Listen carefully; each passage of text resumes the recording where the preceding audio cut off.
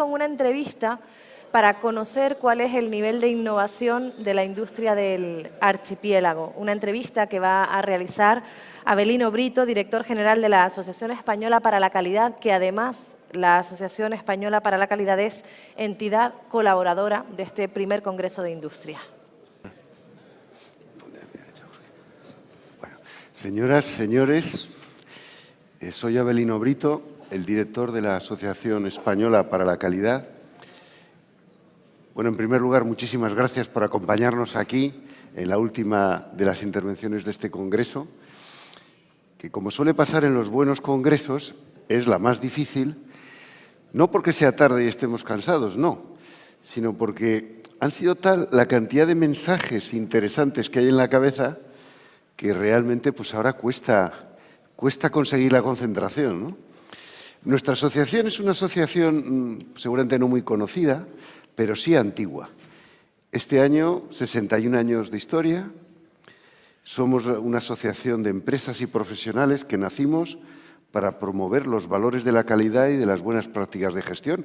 Nos gestamos allá en los años 50, cuando España quería salir de dejar de ser un país en vías de desarrollo, cuando por fin la industria empezaba a dar pasos firmes hacia el crecimiento, quitarnos tantísimos cientos de años de hacer, o centenarios, de hacer las cosas no como nos correspondía en la historia. Y bueno, pues nacimos para traer entonces el concepto este de la calidad total, que es el concepto que había hecho que los que perdieron la Segunda Guerra Mundial pues ganaran en La Paz la batalla de la economía. Bueno, todavía Alemania y Japón son sinónimos de calidad y de competitividad, ¿verdad? Y desde entonces hemos sido un punto de encuentro para la difusión de las mejores prácticas de gestión. Bueno, y quiero, en primer lugar, felicitar a la Consejería de Turismo, Industria y Comercio por esta iniciativa, porque es que la industria se merece un congreso. Bueno, se merece más cosas, pero desde luego se merece un congreso, ¿no? Voy a decir una cosa que todo el mundo la sabe, pero con el permiso de ustedes la voy a decir, ¿no?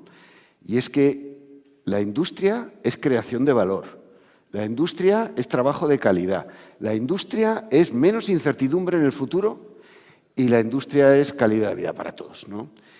Y bueno, y también quiero felicitar por el congreso, porque está siendo un congreso extraordinariamente completo e interesante, ¿verdad?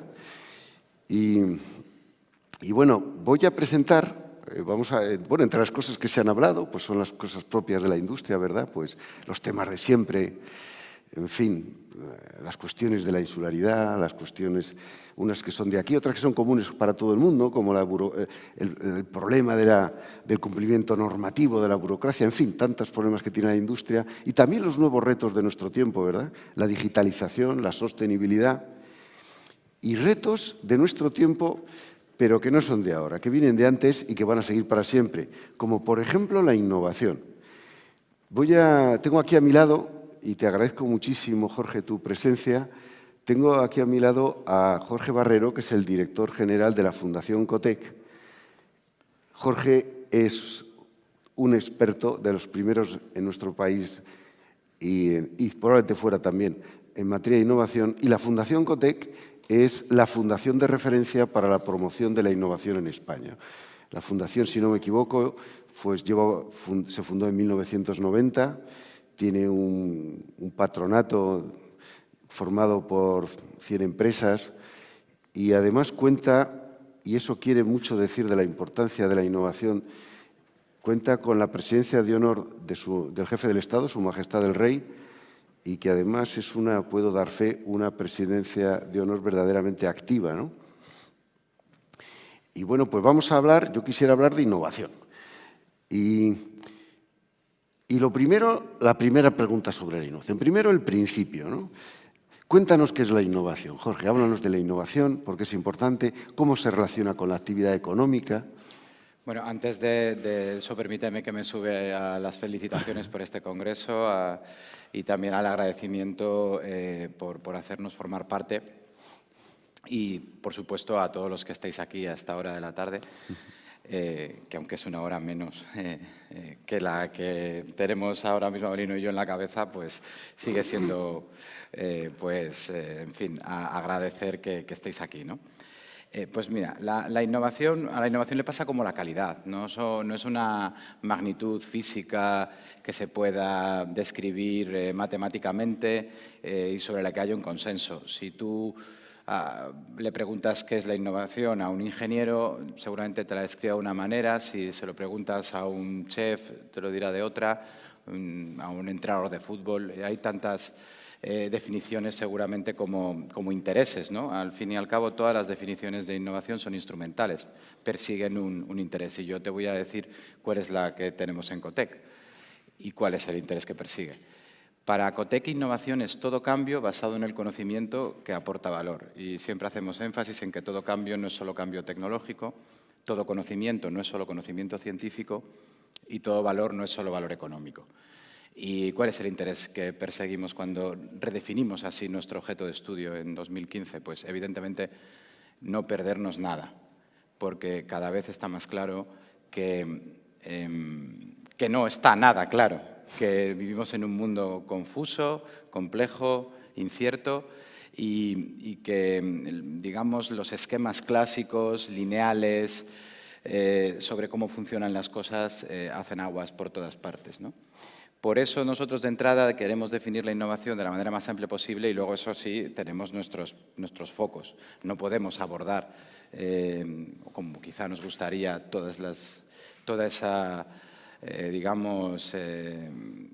ese poliedro tan complejo que planteamos en la definición. Muy bien. Oye, y un poco más sobre innovación, sobre las generalidades, ¿no? Por ejemplo, los que no sabemos mucho, pues fácilmente la asociamos con el I+D. Parece que asociamos con laboratorio, máquinas, ordenadores, ¿verdad? Pero, sin embargo, pues, por ejemplo, Steve Jobs, que yo lo asocio con el concepto de innovación, pues parece que no fue un gran investigador, ni siquiera acabó la carrera, ¿verdad? Steve Jobs decía, sin embargo, que la innovación es lo que diferencia al líder de los demás. O sea, la innovación es como un objeto de deseo para los que no somos innovadores, ¿verdad?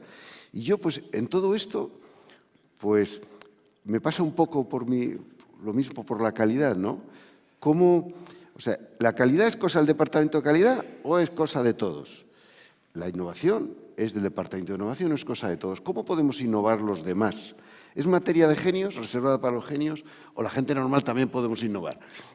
Bueno, pues voy a recurrir de nuevo a nuestra definición de innovación. Cuando hablamos de conocimiento, siempre aclaramos no solo conocimiento científico, y evidentemente el conocimiento científico pues es el más transformador, el más disruptivo, el más caro de todos, el más estructurado, el más elitista, pero no es el más frecuente. La innovación que se produce en la mayoría de las organizaciones no es una innovación basada en conocimiento científico. E incluso diría que algunas de las grandes innovaciones a lo largo de la historia que Luis mostraba en la primera diapositiva de la intervención a primera hora de la tarde, pues fueron anteriores a las teorías científicas que describían el fenómeno en cuestión. Por ejemplo, la máquina de vapor. Hubo máquina de vapor antes de haber una ley que explicara el comportamiento de los gases, ¿no? Eso quiere decir que hay otros tipos de conocimiento que son igualmente valiosos. La experiencia, la intuición, el conocimiento tácito de tu negocio son fundamentales, o de tu sociedad, ¿no? Y no solo en la época de la primera revolución industrial. Pensemos, por ejemplo, bueno, tú has citado a Steve Jobs, que sí que apalancó su negocio desde el principio fuertemente en I+D. Pero ¿por qué no pensamos, por ejemplo, en Mark Zuckerberg? Él no solo no necesitó un doctorado para crear Facebook, es que ni siquiera acabó la carrera. ¿Eso le convierte en poco innovador? No, es un innovador. El conocimiento que él necesitaba para crear Facebook no era un conocimiento científico. Evidentemente ahora Facebook puede tener todos los científicos, y los tiene, que quiera, ¿no? Pero sí me gustaría desmitificar un poco este concepto. De la misma manera, te diría que, y esto igual suena un poco, no sé si políticamente incorrecto, pero pienso que en una economía de mercado todas las empresas que sobreviven son innovadoras en alguna medida. Lo que pasa es que no estamos siendo capaces de medir esa innovación. Es imposible sobrevivir a largo plazo en un entorno de libre mercado si no haces algo bien y si no mejoras en base al conocimiento. Puedes acertar por casualidad durante un periodo corto, claro, pero nadie acierta por casualidad en el largo plazo, sistemáticamente muchas veces. Si una empresa está hoy aquí y lleva años estando aquí, en alguna medida creo que es innovadora. Jorge, ¿y cómo estamos en nuestro país en innovación? Tradicionalmente, pues, nos han dicho que teníamos un déficit en I+D, en innovación. ¿Cómo estamos? ¿Cómo vamos evolucionando? Bueno, cómo estamos también depende un poco de a quién le preguntes y con qué definición de innovación. Hay que tener en cuenta que las definiciones que se utilizan internacionalmente proceden de la manera en la que se entendía la innovación en los años 50, 60 y de economías fuertemente industrializadas. Por eso pesan mucho en esos indicadores factores que sí que son, digamos, propios de economías industriales. Esto siempre ha perjudicado a países con economías más centradas en el sector servicios.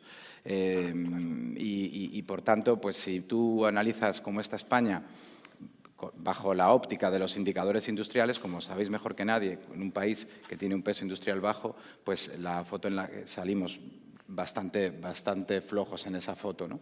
Eso significa que ¿tenemos que darle poca importancia a esto? No la tenemos que dar porque sabemos hoy más que nunca que la industria es un factor clave para el desarrollo y que esa aldea global que nos habían vendido, ese mundo globalizado y feliz en el que podíamos obtener todo a golpe de clic y que es irrelevante de dónde venga y que éste la deje, pues está agotándose por razones diferentes, ¿no?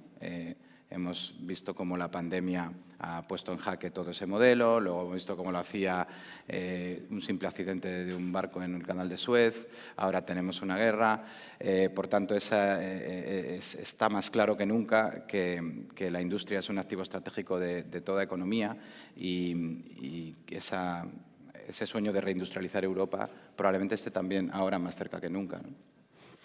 Claro que sí, claro que sí.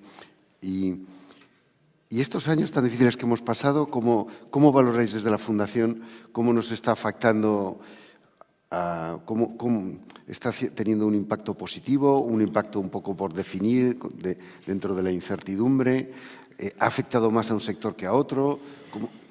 Bueno, a mí hay algo que me preocupa cada vez más y no lo he escuchado esta tarde ni al final de la mañana, que es el ratito que he podido estar aquí, que eso, digamos, la cara oculta de todo esto que estamos viviendo.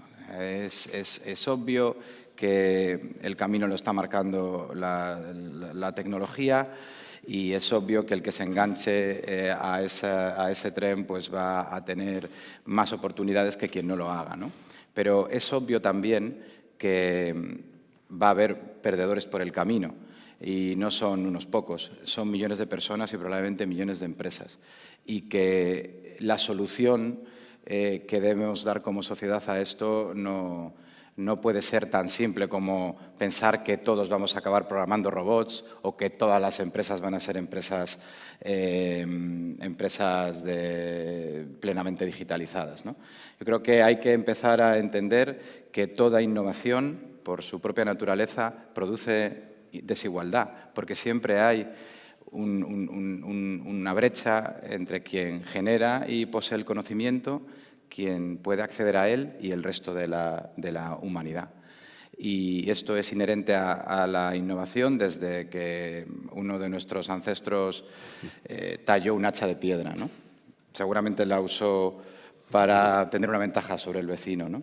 En el mejor de los casos, cazando un mamut, probablemente lo utilizó para más cosas, ¿no? Claro. Entonces, cualquier política de innovación tiene que tener en cuenta que esto es así y tenemos que tratar entre todos de que esas brechas sean lo más temporales y lo más locales posibles, ¿no? Pues esto es muy interesante porque además, bueno, este este año vuestro informe, el informe anual de innovación que hacéis en la Fundación, que es una referencia imprescindible para todas las personas que estén interesadas en la innovación, aunque no sean del Departamento de Innovación, especialmente para ellos, pues lo habéis dedicado a la cuestión de la diversidad, ¿no? Pues cuestiones, por ejemplo, como el efecto en la igualdad de género, el efecto positivo o negativo, oportunidades, problemas, la eliminación de la brecha digital en las personas con menos competencias digitales, el desarrollo territorial, la España vaciada, en fin. No sé, un poco qué conclusiones así fundamentales nos podrías resumir de vuestro informe.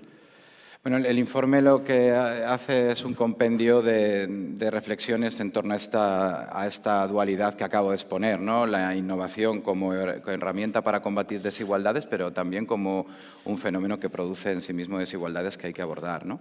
Que, insisto, es así, siempre fue así, pero que en la medida en que el conocimiento ahora crece exponencialmente, tan cierto es que tenemos a nuestro alcance soluciones asombrosas, como que las brechas que genera dicho conocimiento son igualmente exponenciales, ¿no? Entonces, pues has citado algunas de los casos, ¿no?, que el informe analiza, son muchos más, ¿no? El tema territorio, por ejemplo, le dedicamos mucha importancia, ¿no? Hay brechas territoriales de todo tipo y decirlo aquí en las Islas Canarias pues seguramente es el lugar más indicado, ¿no? Pero en realidad una de las cosas que nos estamos dando cuenta es que no lo sabíamos, pero también hay islas dentro de la península, ¿no? Hay islas en los pueblos aislados, ¿no? Hay islas en los barrios cada vez más segregados. Y quizá deberíamos aprender más de las políticas que se están tratando de llevar a cabo precisamente en las islas para tratar de avanzar todos de una manera un poco menos excluyente, ¿no? Claro que sí, claro que sí. Bueno, ¿y algún comentario? Sobre los dos temas de nuestro tiempo. La digitalización, que en el ámbito de la industria, bueno, llamamos industria 4.0, aunque a mí me gusta más este concepto digitalización, ¿verdad? En la industria se llama industria 4.0, pero digitalización es el mundo en el que vivimos todas las personas, en el que se desarrollan las oportunidades de negocio o los problemas de competitividad, ¿no? Seas de la industria o no seas de la industria, ¿no? Seas de los servicios, ¿no? Que, por cierto, algunas cosas dan miedo, ¿no? Pues yo estuve hace poco en el extranjero, en un hotel, y yo, pues iluso de mí, llegué y pensé en encontrarme a alguien para recibirme. Pues no, me encontré una máquina. Y ya conseguí mi habitación y sin saludar a nadie, y vi que el hotel estaba absolutamente lleno de gente joven encantada, ¿no? Entonces, cómo los gustos cambian. Entonces, este nuevo mundo que nos ha traído la digitalización, pues abre una brecha enorme. Y el otro es el de la sostenibilidad, ¿no? La sostenibilidad es a la vez un problema y una oportunidad, sobre todo en Europa, en el que tenemos la agenda marcada por el Pacto Verde Europeo, que es la que está provocando unos desarrollos legislativos tremendos y que ahora están en desarrollo, como la ley por ejemplo, de información para la Directiva de Información para la Sostenibilidad, el principio de no causar daño significativo al medio ambiente en los fondos de recuperación, o, por ejemplo, la Directiva de Diligencia de Vida, la propuesta de directiva, ¿no? Son los dos grandes temas de nuestro tiempo, ¿no? Y todo esto, pues ¿cómo lo veis desde la perspectiva de la innovación?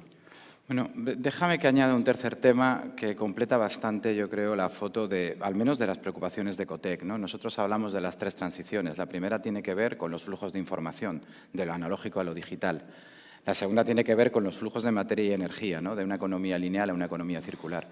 Pero hay una tercera transición que en realidad subyace a las otras dos y que es muy relevante para entender algunas de las cosas que se han tratado a lo largo de esta jornada, ¿no? Es la transición que tiene que ver con los flujos de inversión, de una economía eminentemente material, que es la economía industrial, a una economía fundamentalmente intangible, donde lo que marca la diferencia entre territorios y entre compañías es un conjunto de activos mal conocidos, mal medidos, bastante diversos, que son los llamados activos intangibles, pero que comparten algunas características comunes, ¿no? Son activos como el talento, la estrategia, la reputación, la propia innovación, los datos. Bueno, estos activos se caracterizan, como digo, porque están mal medidos tanto en el PIB como en el balance de las empresas, aunque seguramente explican cómo nos va a unos y a otros, y tienen algunas características comunes. Por ejemplo, la escalabilidad, que hace que, entre otras cosas, el efecto, digamos, del que llega antes a un sitio frente al resto sea abrumador, ¿no? Y esto está provocando pues que digamos, la concentración de poder que tienen hoy unas pocas compañías no tenga comparación en ningún otro momento de la historia, ¿no? También hay otro efecto característico de los activos intangibles que es lo que se llama el efecto derrame, ¿no? El hecho de que tú, aunque poseas el activo, no puedes impedir que un tercero se beneficie de él. Esto pasa con la I+D, pero también pasa con el talento, cuando tú formas a un trabajador y se te va, o con la estrategia, la reputación, etcétera, ¿no? O sea, tú puedes poseer tus materias primas, tus edificios y tus máquinas, pero nunca posees del todo esos activos, ¿no? Claro. Hay un tercer efecto que tiene que ver con la combinación del efecto sinérgico que existe entre los intangibles, ¿no? Bueno, todas estas cosas hacen que la economía a la que vamos sea bastante distinta a la economía de la que venimos, y no necesariamente para bien en muchos sentidos, pero también tiene consecuencias, ¿no? Y una de ellas precisamente la comentaba una de las personas que ha intervenido en la mesa anterior, es que los pequeños pueden enfrentarse a nuevas dificultades. Es verdad que a la vez el mundo de los activos intangibles abarata mucho ciertas oportunidades, ¿no? Pero en general es un mundo en el que el tamaño está empezando a importar, ¿no? Es algo que tenemos que saber. Y que tenemos que abordar, porque igual que hay desigualdades en el terreno de los individuos, también hay desigualdades en el terreno de las empresas, ¿no? Claro que sí. Pues mira, no sé si preguntarte por... Primero, bueno, mejor primero te pregunto un poco, no sé, ¿alguna recomendación para el desarrollo de la innovación? Un poco como desde la Fundación COTEC, ¿qué recomendaciones nos daríais para el desarrollo de la innovación? No sé, ¿qué perspectivas hay para los próximos años? Bueno, lo primero es que no hay recetas para todos. Creo que uno de los grandes errores que solemos cometer en innovación es tratar de buscar benchmark en cosas que no se nos parecen. Está muy bien, no sé, conocer el modelo de cómo innova Tesla o cómo lo hace Google, pero creo que es poco útil para, sinceramente, la mayoría de las organizaciones que no son Tesla o Google, ¿no? Y lo mismo pasa con los territorios. Nos hemos pasado muchos años soñando con ser Silicon Valley. Bueno, ya sabemos que no vamos a ser nunca Silicon Valley. Lo mejor es que tampoco queremos ser Silicon Valley. Yo creo que debemos aspirar a otro modelo de innovación que no sea precisamente el de la Bahía de San Francisco, donde la desigualdad es verdaderamente atroz. Supongo que algunos habéis ido por allí y me lo podréis confirmar, ¿no? Luego, otra de las recomendaciones, no sé si recomendaciones, pero de las propuestas de COTEC es en relación con este fenómeno de la reindustrialización del que hablaba antes, ¿no? Que está de verdad más cerca que nunca. Nosotros en COTEC llevamos predicando sobre la cuestión muchos años, pero he de decir que con poca fe en general durante la mayor parte de ese tiempo, ¿no? Pero cuando tú escuchas, y nosotros lo hacemos con frecuencia, a gente que tiene una visión global de los negocios.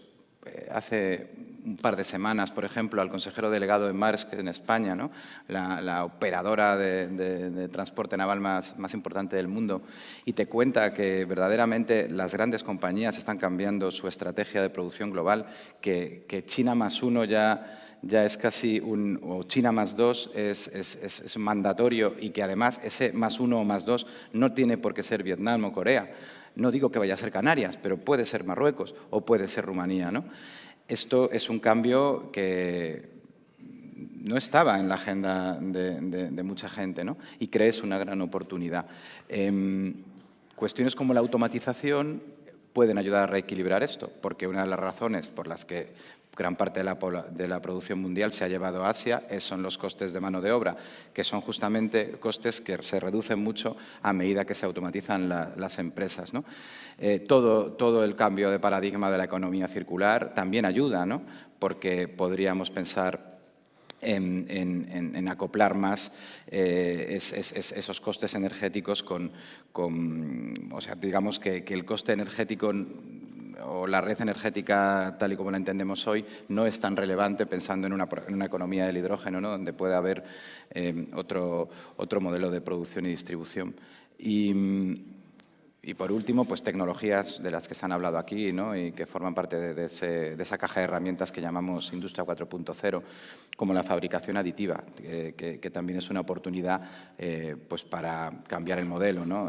Pensando en fábricas con producciones más pequeñas, ¿no? Pero más cercanas al cliente final, ¿no? En la pandemia hemos visto el valor que tiene, por ejemplo, esta red de fabricación aditiva, no precisamente de la mano de las industrias, sino de los miles de voluntarios que estuvieron fabricando, por ejemplo, viseras en sus casas con sus impresoras 3D domésticas, ¿no? Pues sí. Ahora te voy a hablar como compañero. Mira, ahora estamos en la empresa, nos han contratado, ¿no? Y yo estoy en calidad, yo soy, ya sabes, el de calidad, el de los procedimientos, el que siempre va por ahí intentando resolver los problemas, el que intenta organizar la empresa. Y tú eres el de innovación, ¿no? El de innovación, ¿no? Yo me pregunto por pues, los problemas que tiene el desarrollo de la innovación en la empresa, ¿no? Mira, por ejemplo, pues alguien me mandó el otro día un recorte de prensa de 1903, de 9 semanas antes del primer vuelo de los hermanos Wright. Un recorte de prensa del New York Times que decía poco menos que unos pirados pretendaban volar con un aparato que pesaba más que el aire, que les recordaba que como una cosa pesa más que el aire, se cae, y que se necesitarían entre 1 y 10 millones de años para que algo más pesado que el aire volara. Está en el Washington Post, ¿no? Entonces, recordando esto de los, no sé cómo les llamaban, ¿no? Esas palabras tan buenas, esos perfiles tan buenos, ¿no? O sea, la innovación tiene... ¿Qué dificultades tiene la organización? ¿Cómo podemos los demás ayudar a que la innovación sea una realidad, ¿no? Difundiendo cultura, ayudándonos con cuestiones técnicas como el cumplimiento normativo, que es un problema de verdad para la innovación, porque el cumplimiento normativo existe y en una sociedad cada vez más garantista existe más. Y es así, ¿no?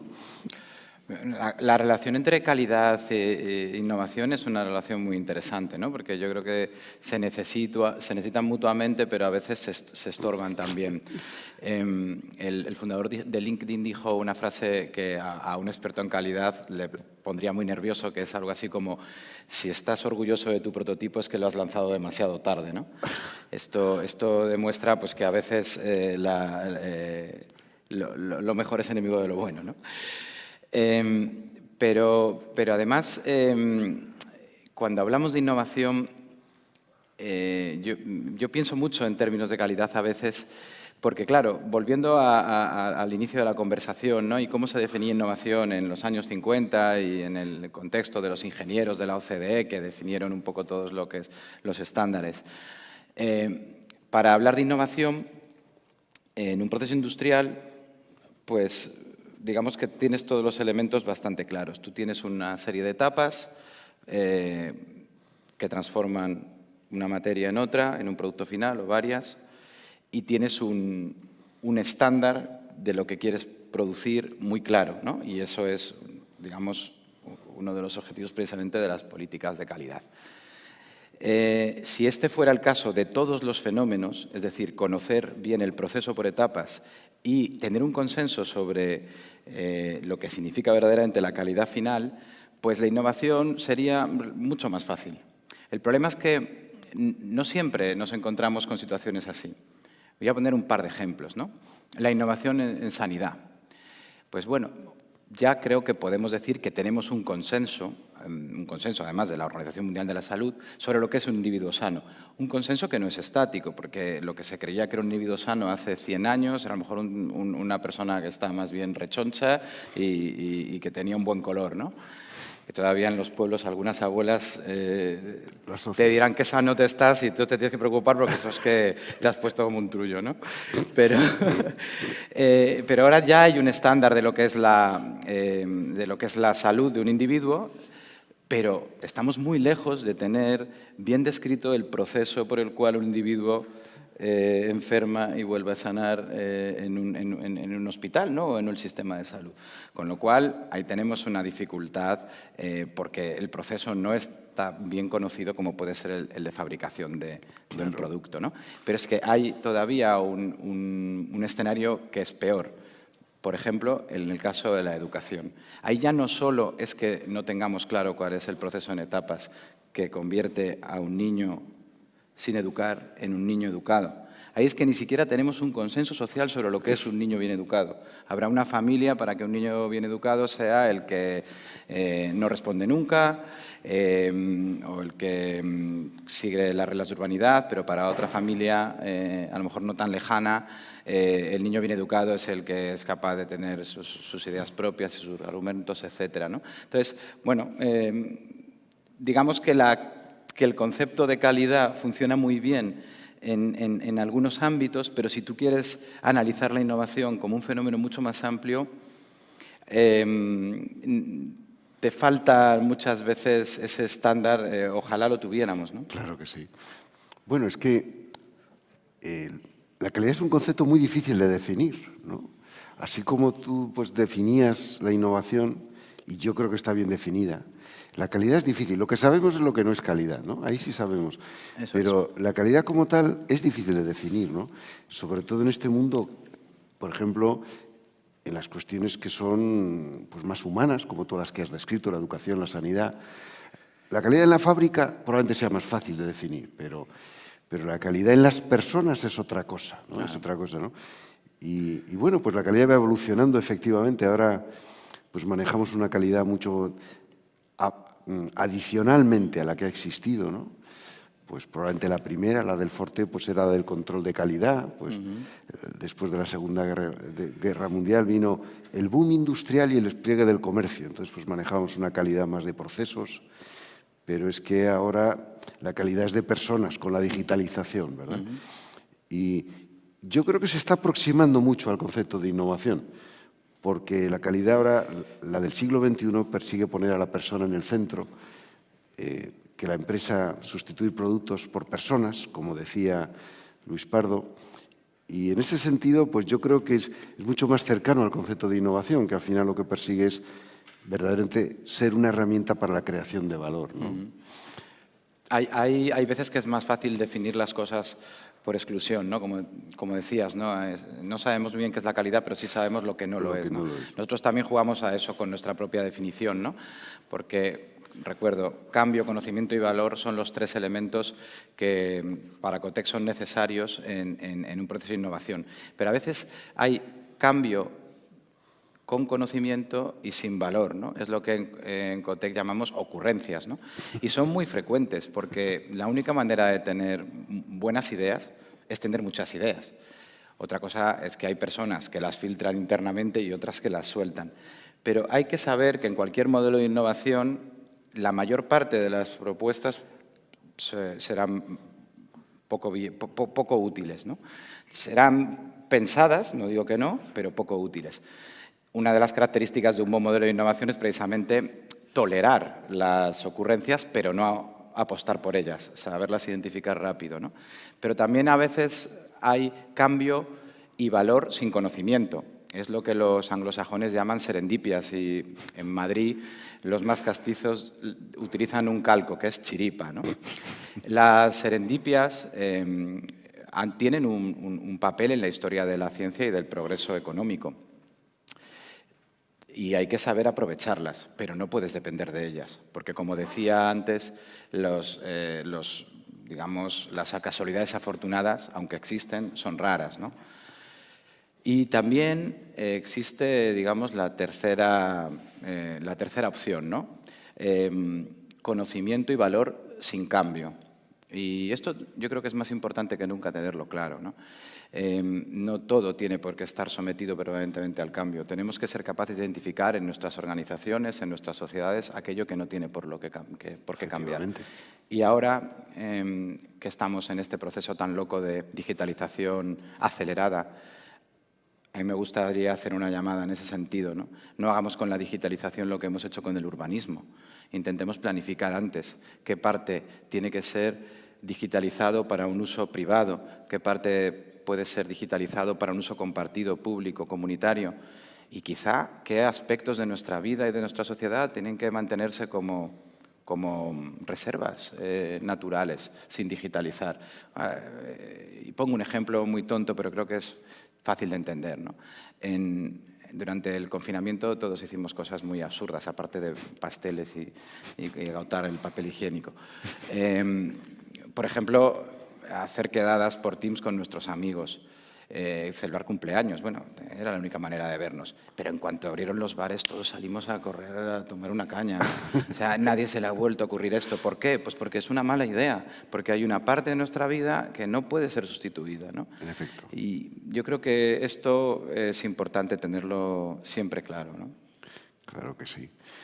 Bueno, mira, yo hay dos coincidencias que veo dos analogías entre calidad e innovación.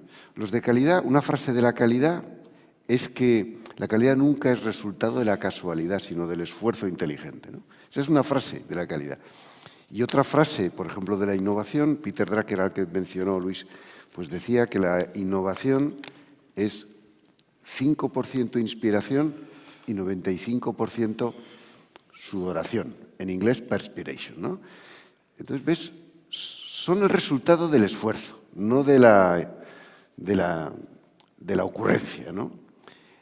Y la otra es la cuestión de la cultura, ¿no? Que efectivamente, decían, la cultura, como decía Peter Drucker, la cultura se come a la estrategia para desayunar, es verdad. Y todos los movimientos de calidad, una cosa que siempre han perseguido es creación de cultura. Eso es lo primero que tenemos que tener los que hacemos cosas de calidad en la cabeza, no el procedimiento ni la no conformidad de la auditoría. Esto va de cultura sobre todo. Claro. Todo gira en torno a la creación de una cultura para la calidad o para lo que sea, ¿no?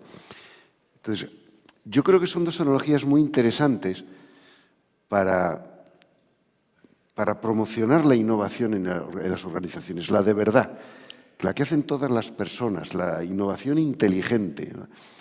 Y comparto contigo una cierta frustración que yo he tenido en mi vida profesional, y es tantas actitudes que hay un poquito primitivas de cuando quieres innovar, pues encontrar todo tipo de impedimentos, ¿no?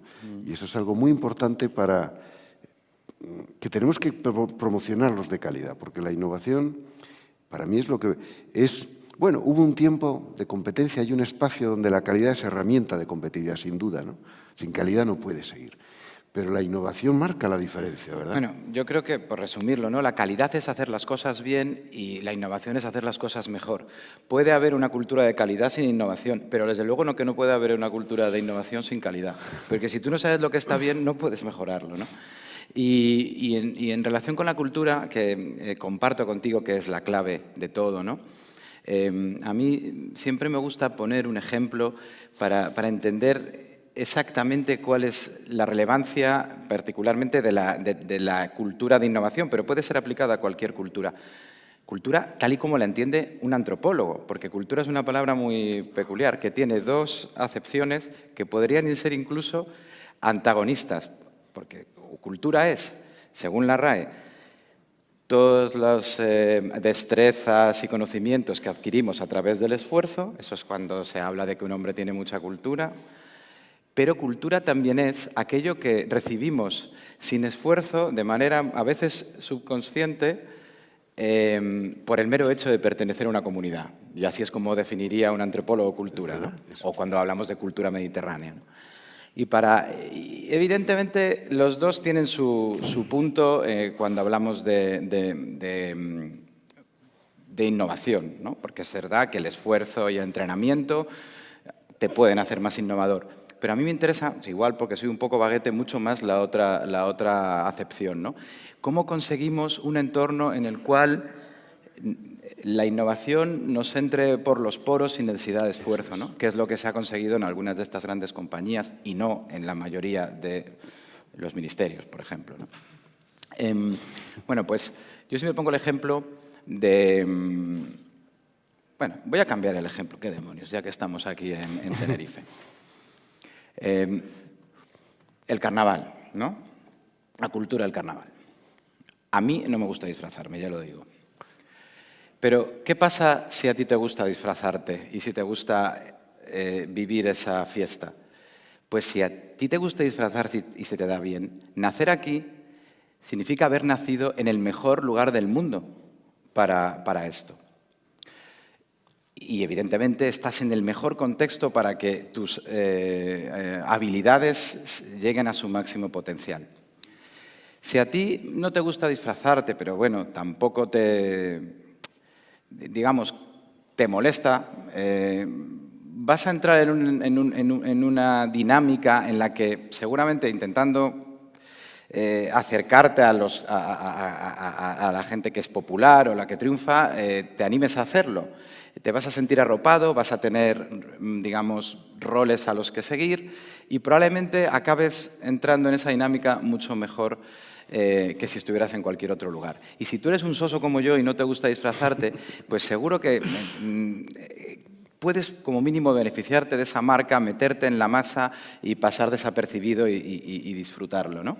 Pero es que además, si eres de cualquier otro lugar y quieres y te interesa el carnaval, alguna vez en la vida querrás venir a los carnavales aquí en Tenerife, ¿no? Eso exactamente es lo que pasa con la cultura de innovación. No se trata de que los israelíes tengan un gen distinto al nuestro para innovar o que lo tengan en Silicon Valley. Se trata de que los que nacen con esas aptitudes se encuentran en el mejor entorno, los que son normales tienen incentivos para aprender, el resto se beneficia de la marca y encima son capaces de atraer talento del resto del mundo, ¿no? Es un poco lo que pasa, ¿no? con la cultura de innovación. Pues es un ejemplo muy bueno de lo que es una cultura. Jorge, pues ya vamos a ir terminando. Quiero agradecerte muchísimo tu presencia, que nos hayas acompañado en este congreso de la industria, en el primer congreso de la industria de Canarias. Y quiero terminar felicitándote por la Fundación Cotec, porque yo creo que las entidades son importantes. Yo creo que es necesaria una figura como Cotec que impulse este concepto, porque este concepto es absolutamente esencial para nuestro futuro, para nuestro bienestar, y además es esencial poner cordura, como tú bien decías, ¿no? Poner cordura, sentido común en estos nuevos conceptos, en estos nuevos desafíos, ¿no? Y bueno, pues como te digo, enhorabuena y muchísimas gracias, Jorge, por acompañarnos. Muchas gracias a todos. Gracias.